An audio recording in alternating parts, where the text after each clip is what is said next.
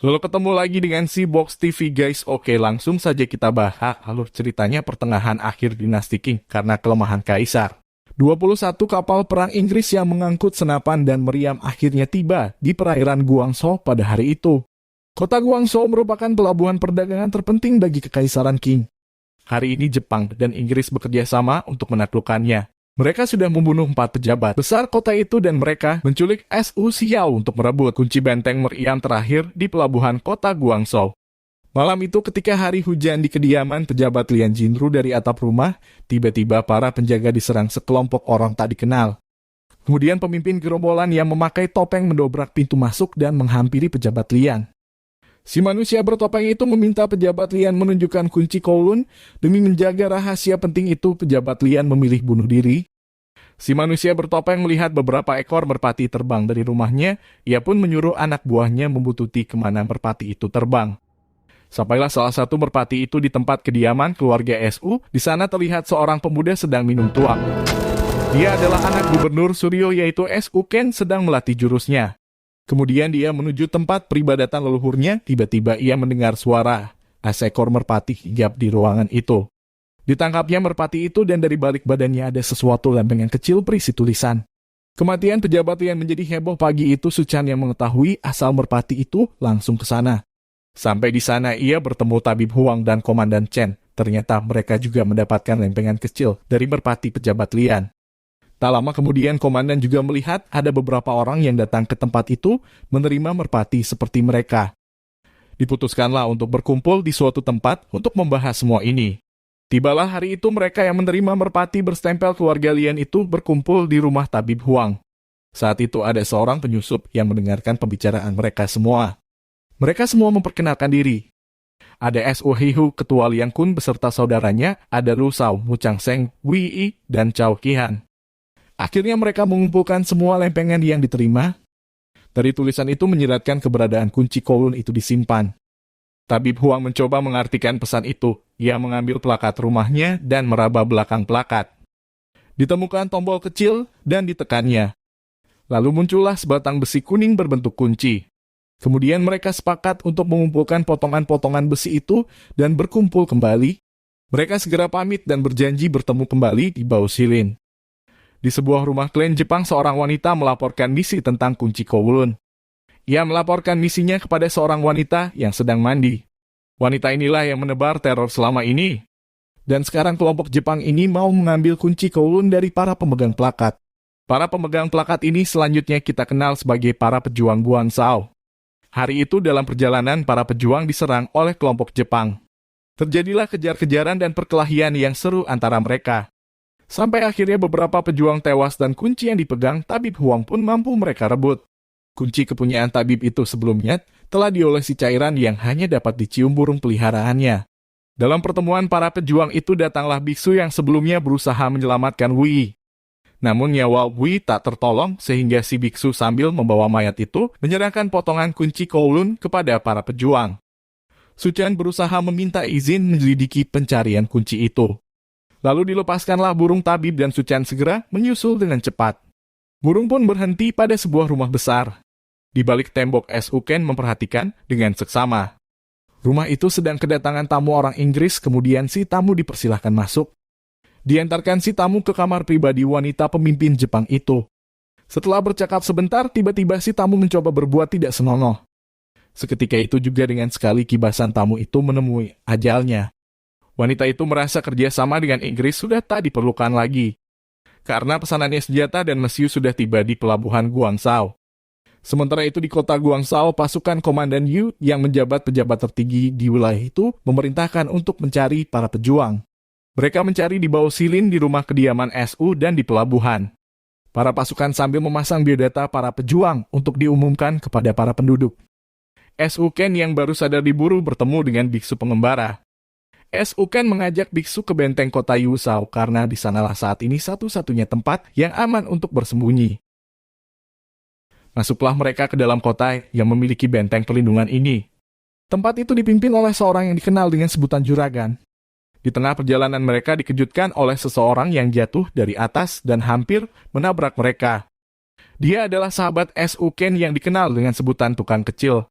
Melalui perdebatan antara Tuan Qi, tukang keci dan S.U. Ken, akhirnya juragan memperbolehkan mereka menginap di kota itu sampai besok pagi.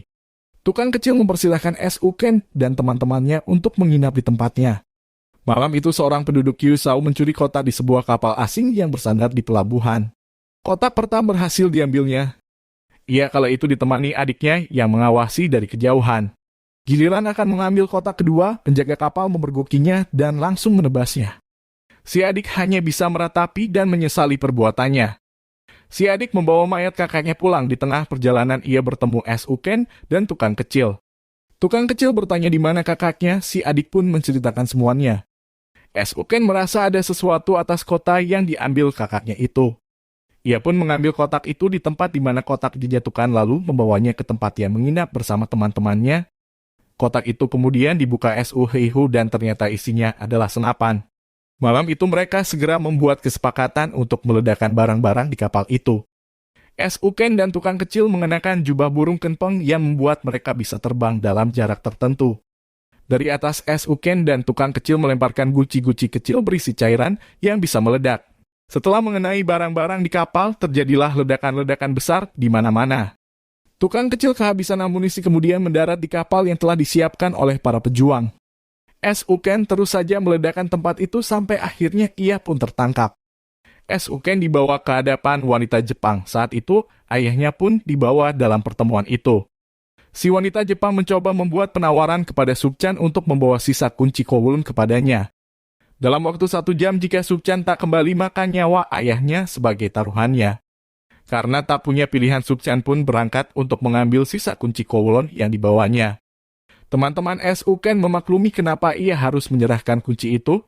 Tapi, sampai di depan pintu Sukchan dihadang wakil utusan Tan dan pengawal, Sao yang selama ini diminta mengawasi pergerakannya bersama teman-teman. Beruntung Tuan Qi bisa menjelaskan kepada keduanya dengan bijak sehingga S.U. Ken bisa melanjutkan rencananya. Sampailah Sukchan di depan wanita dan membawa apa yang dia minta. Namun ternyata si wanita hanya mau melepaskan salah satu di antara ayah dan anak itu. Sejenak ayahnya meminta S.U. Ken berlutut dan seolah-olah akan menyampaikan pesan terakhir kepada anaknya. Kemudian pejabat S.U. merebut pedang yang dipegang penjaga, namun belum sempat ia mengarahkannya, para penjaga lainnya dengan cekatan langsung menebasnya. S.U. Ken berontak melihat kejadian itu, tapi seorang sumo menerjang dan membuatnya tak berdaya. Si wanita membiarkan S.U. Ken pergi sesuai janjinya. Hari itu Sukchan sangat berduka atas kematian ayahnya dan teman-temannya juga ikut berbelasungkawa. S.U. Ken tak mau larut akan keadaan ini, ia kemudian mendatangi teman-temannya serta menunjukkan kunci Kowloon yang asli dari dalam tongkat ayahnya. Kini wakil utusan Tan dan pengawal selalu menjadi tahu semua persoalan ini. Meski di bawah perintah pejabat Sein, mereka menyatakan bergabung bersama dengan para pejuang. Kini mereka bersatu dengan satu tujuan untuk menyelamatkan kota Guangzhou. Komandan Chen mengangkat kunci Kowloon diikuti para pejuang yang siap mengaktifkan meriam Guangzhou yang legendaris itu. Di tempat Komandan Yu, pejabat tertinggi di wilayah itu saat ini, wanita Jepang datang dan mencoba mengancamnya. Komandan Yu yang paham kunci asli Kowloon ada pada para pejuang mulai menentangnya. Bahkan ia menyarankan kelompok Jepang segera hengkang dan pasukannya tak akan ada yang mengusiknya. Si wanita Jepang itu jadi geram dibuatnya. Malam itu S.U. Ken, tukang kecil dan Tuan Qi berusaha meyakinkan penduduk Kyushu untuk membantu mereka. Namun mereka mengunci pintu rapat-rapat, hanya juragan yang muncul menemuinya serta tak bisa ikut dalam gerakan mereka. Ia mempunyai cara dan jalan hidup sendiri katanya. Di gerbang selatan para pejuang mendatangi kelompok Jepang untuk membuat perlawanan. Para pejuang itu benar-benar terdiri dari petarung-petarung unggulan. Setelah berhadapan terjadilah pertarungan demi pertarungan. Masing-masing mengeluarkan keahliannya. S.U. Heihu datang membawa segerobak guci besar yang bisa diledakkan. Komandan Chen memerintahkan segera meninggalkan pertempuran dan mengaktifkan meriam Guangzhou. S.U. Ken dan teman-temannya segera bergerak menuju tempat pengaktifan meriam. Mereka memacu kudanya dengan kencang. Selang beberapa lama akhirnya mereka pun tiba di sebuah perbukitan dekat pantai. Mereka bersama-sama memasukinya dan membuka gerbang penyimpanan meriam. Setelah terbuka, S.U. Ken menyerahkan potongan kunci Kowloon satu-satu untuk dibagi kepada teman-temannya. Bergegasnya mereka menuju posisi meriam masing-masing. Wakil utusan Tan dan pengawal Zhou mencoba menghadang mereka dengan meriam-meriam kecil ketika mereka nanti berhadapan dalam jarak dekat. Sementara itu pertempuran di gerbang selatan masih berlanjut. Tiba-tiba dari arah belakang para penduduk Kyushu yang dikenal dengan pembela kebenaran berlari menyerang kelompok Jepang. Jurangan yang memimpin di depan langsung menyerbu si sumo. Dalam kesempatan itu Komandan Chen mampu melemparkan pedangnya dan menembus dada pengawal kelompok Jepang. Namun sayang perlawanan Komandan Chen harus mengakui keahlian petarung wanita pemimpin kelompok Jepang itu. Di tempat para pejuang meski mampu mengaktifkan kuncinya, tapi Meriam masih belum bergerak ke posisi tembaknya. Uken yang menyadari ada kesalahan langsung mengajak tukang kecil untuk memecahkan kode yang menggerakkan Meriam itu. Ketika kepala Uken mulai terasa pusing, bayangan ayahnya muncul di depannya dan menyiratkan sebuah jawaban. Lalu Uken mencoba mengartikan dan memutar tulisan yang ada di depannya. Meriam pun bergerak ke posisi tembak. Tak menunggu lama Uken menembakkan meriamnya ke kapal-kapal Inggris. Serentak yang lain pun mengikuti tembakan demi tembakan tak terhitung mengarah ke kapal-kapal Inggris. Karena tak mampu melawan dan tak dalam jarak jangkauan membalas tembakan meriam itu, kapal-kapal Inggris memutuskan untuk mundur.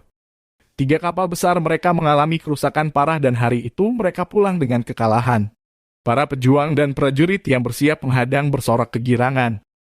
Mereka berhasil memperoleh kemenangan dan memukul kapal-kapal Inggris meninggalkan wilayahnya.